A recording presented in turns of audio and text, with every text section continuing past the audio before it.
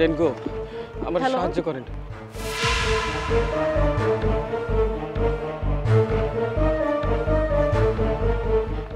Madam আপনাকে টাকা পড়ছে।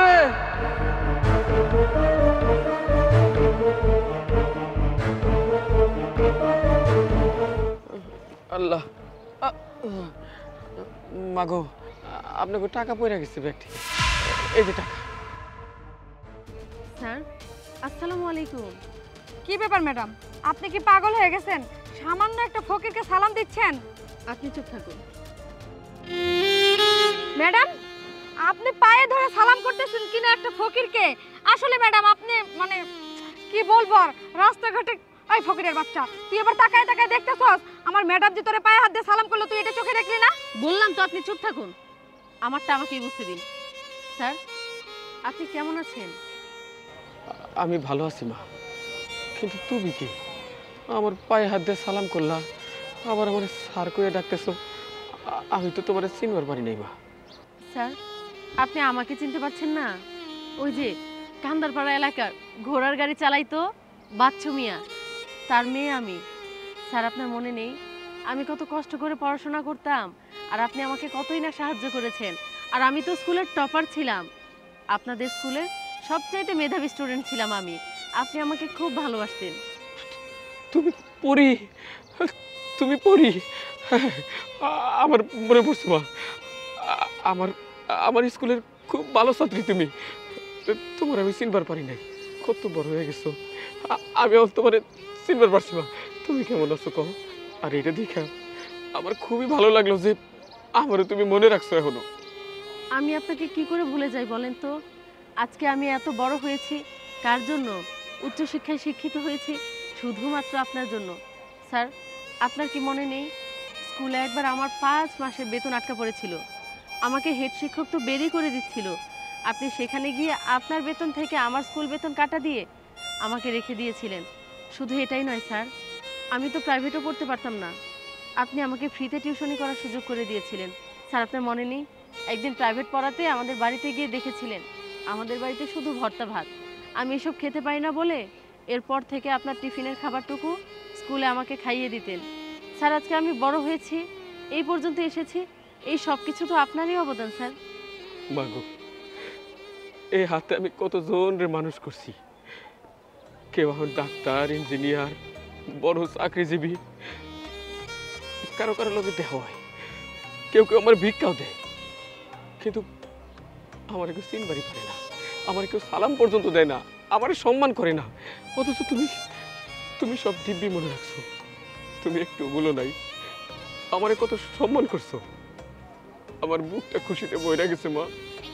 তোমার শরীরে তো কত দামি পোশাক, কোনো ভালো চাকরি মনে হয় পাইছো, তুমি কি করো মা?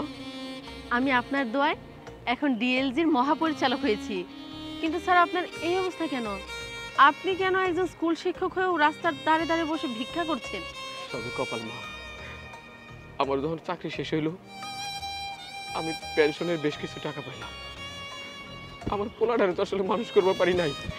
আমার ওই অমানুষ পোলাটা আমার সমস্ত টাকা পয়সা নিয়ে বাড়ির থেকে আমার বাইর করে দিছে।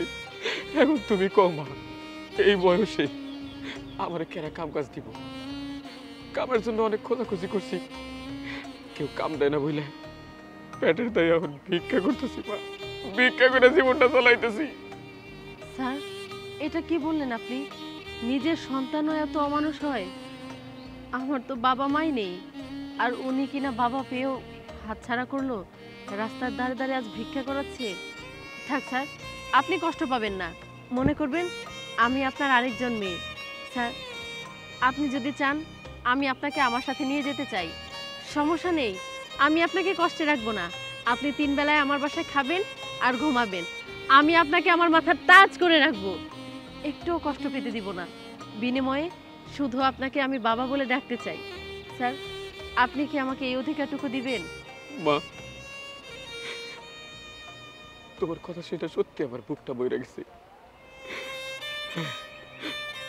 তুমি আমার সন্তান, আমার মেয়ে, আমার মেয়ে। বাবা আমি তোমার লগে যাবো, আমি যাবো, আমার তোমার কাছে নিয়ে চলো।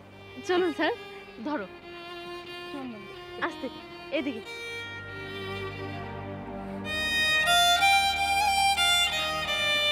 আসসালামু আলাইকুম ম্যাডাম।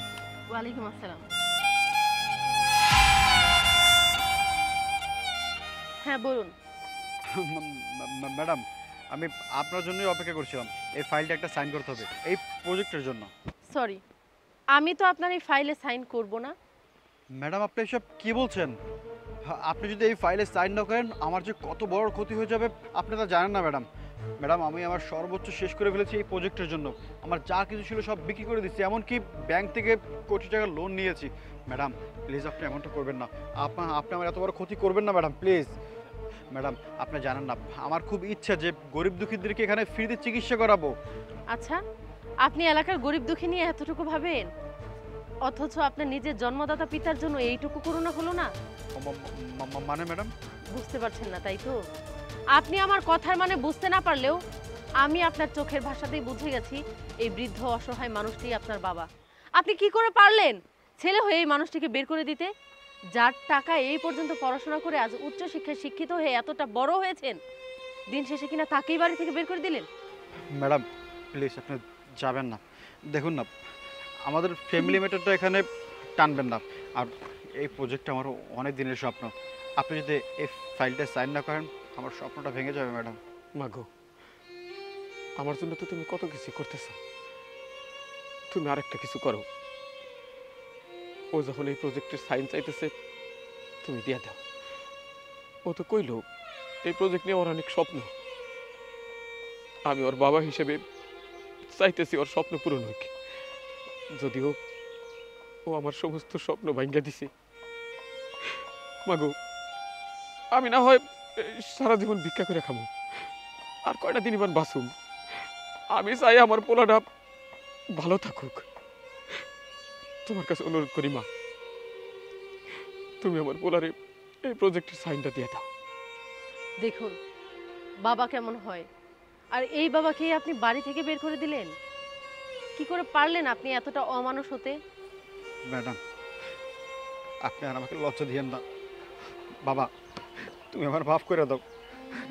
আমি তোমার পোলা অনেক বড় অন্যায় করে ফেলছি। আমার এমনটা করা উচিত হয় নাই।